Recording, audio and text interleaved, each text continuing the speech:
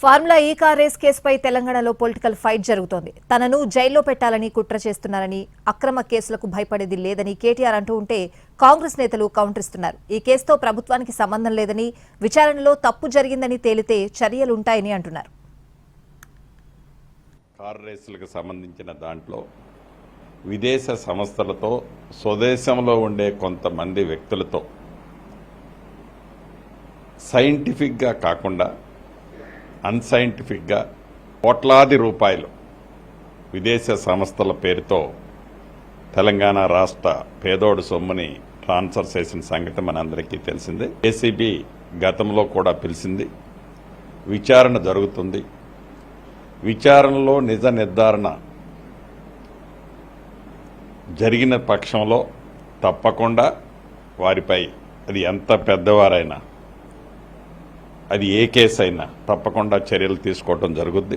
నిర్ధారణ పూర్తయిన తర్వాత, ఎంక్వైరీలు, కమిటీలు, వారి రిపోర్టు వచ్చిన తర్వాత తప్పకుండా అది కంక్లూజన్ వచ్చిన తర్వాత తప్పునే ఎవరు చేస్తే శిక్షకు అర్హులు. చూస్తే ఆయన పొగరు మాటలు చూస్తుంటే నిజంగా పౌరుషం వేరు, పొగరు వేరు.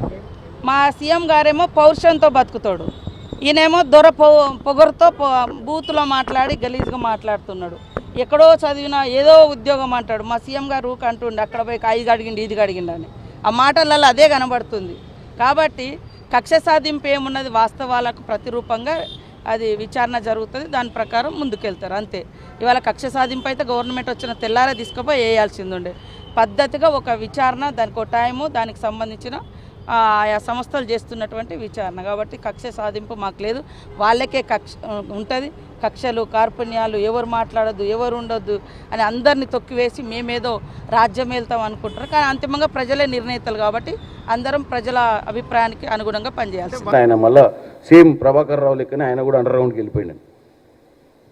అండర్ గ్రౌండ్ పోయిండా, వీళ్ళు ఏమన్నా దాచిపెట్టిర్రా, మరి వాళ్ళ కుటుంబ సభ్యులకు తెలుసా?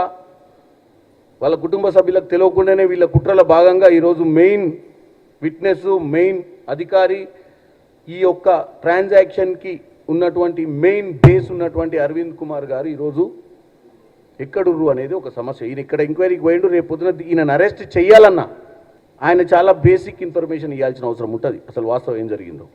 కాబట్టి కేటీఆర్ గారు అరవింద్ కుమార్ని ఏమన్నా ఎంక్వైరీ చేయకుండా అధీర్ కుమార్ని మళ్ళీ ఒక 15 నెలలో 16 నెలలో బయటికి పంపించే ఒక